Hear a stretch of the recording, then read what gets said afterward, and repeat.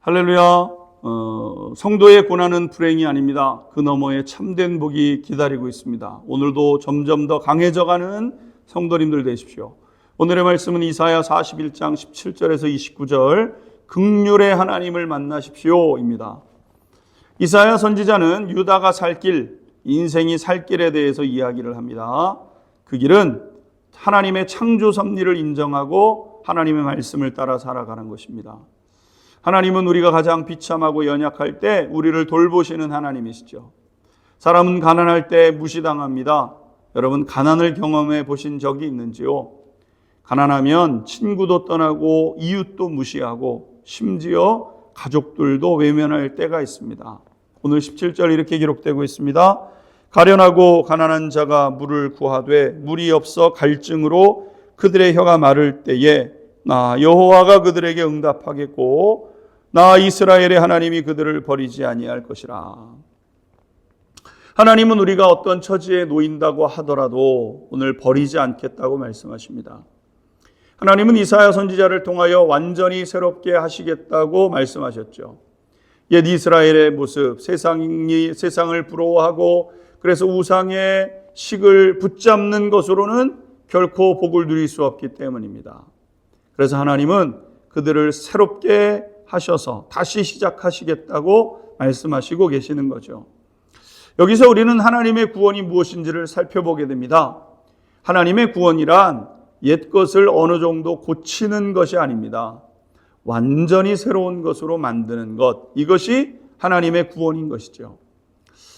그러면 이 과정은 무슨 과정인가? 고난이라는 과정을 통해서 이루어진다는 겁니다. 이후에 보면 유다 백성들이 아수르의 공격은 넘어섰지만 바벨론에 이제 정복을 당하게 되죠. 바벨론의 포로가 되어 가련한 신세로 전락하게 됩니다. 마치 물이 없어 혀가 마르는 갈증에 시달리는 것과 같은 큰 고통의 시간을 지나가게 되죠. 그러나 하나님은 그들을 버리지 아니하시고 그들에게 응답하셔서 헐벗은 산에 강을 내시고 골짜기에 샘을 내시며 광야로 못이 되게 하시고 마른 땅에 샘의 근원이 되게 하셔서 목마른 자를 먹이시는 하나님이시라 말씀하십니다. 18절에서 19절입니다. 내가 헐벗은 산에 강을 내며 골짜기 가운데 샘을 나게 하며 광야가 못이 되게 하며 마른 땅이 샘 근원이 되게 할 것이며 내가 광야에는 백향목과 시띠 나무와 화석류와 돌 감람나무를 심고 사막에는 잣나무와 소나무와 황향목을 함께 두리니. 사랑하는 성도 여러분, 하나님의 구원은 이와 같습니다. 하나님의 구원은 더 이상 가능성 없어 보이는, 그래서 모두가 외면하고 떠나버린 것과 같은 광야 같은 그러한 것을 완전함으로 회복시키시는 것이 하나님의 손길인 거죠. 오늘 우리 생활 가운데 하나님이 이렇게 행하고 계십니다.